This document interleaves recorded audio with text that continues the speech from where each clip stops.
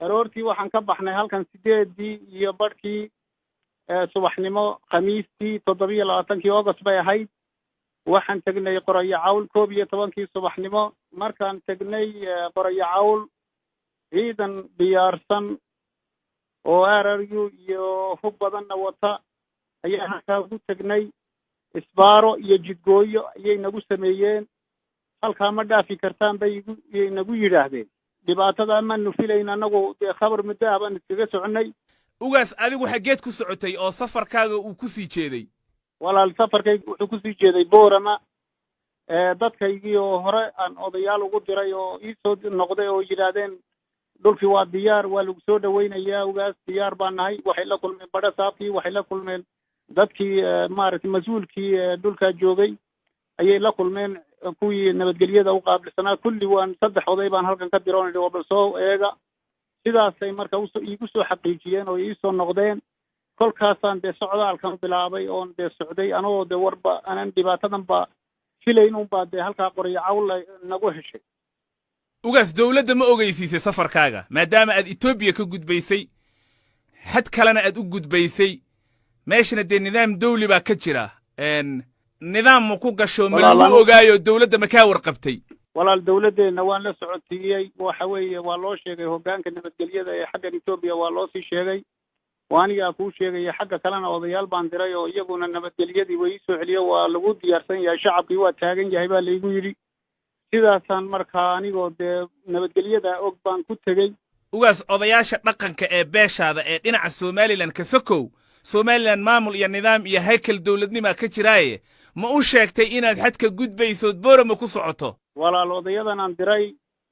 ma arkaysaa xagga nabadgelyada ka soo xaqiijiyay walaal way ogaayeen anuguna ugaastii reerkaan ahay way ogaayeen taasi waxaan kaaga jawaabayaa oday xagga Somaliland uu ogeysiiyay maamulkii marka Boorama ugaas waxa la isweydiinayaa maxaa safarkaaga xilligan ku soo beegay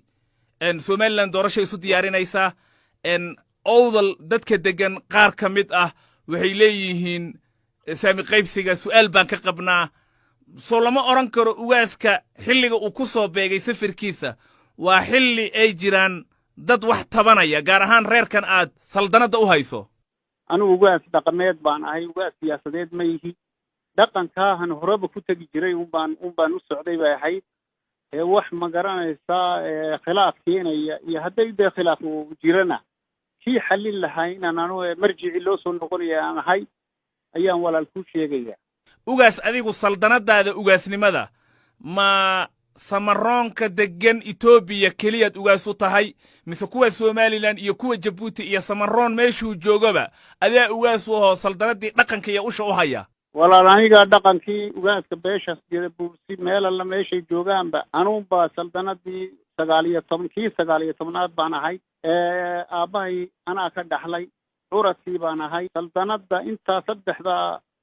ay wadan ay dadkaygu kala duwan ay kala degan yihiinba anuunba ugaaska u ah cid kale oo ugaasi ma jirto laakiin waa kala masaalix soo ma ahan qabiilkan aad u tahay suldaanka u tahay ama ugaaska isku maslaxad ma ahan adigu fadhigaagu waa Ethiopia reerka Ethiopia deganeed ugaaska u tahay maslaxadooda hadba Ethiopia waafaqsan tahay inta Somaliland degan Somaliland iyo dawladnimadaas ay hoos tagaan kuwa Djibouti iyo haykalka dawladnimo halka ka jira marka dhaqankii iyo masaalixdii dawladnimo ee ay dadkan ku kala noolaayeen ugaas Cabdirashiid sidee loo waafajinaya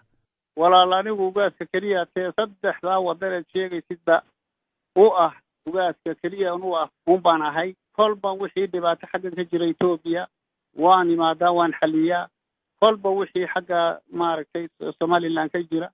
kolba wixii ka jira kolba wixii Djibouti ka jira waan tagaa waana soo xaliyaa waxayna ku xidhan tahay kolba salaadiinta halka joogta inay la soo socodsiiyaan hadday dhibi jirto sidaasaan walaal ku tagaa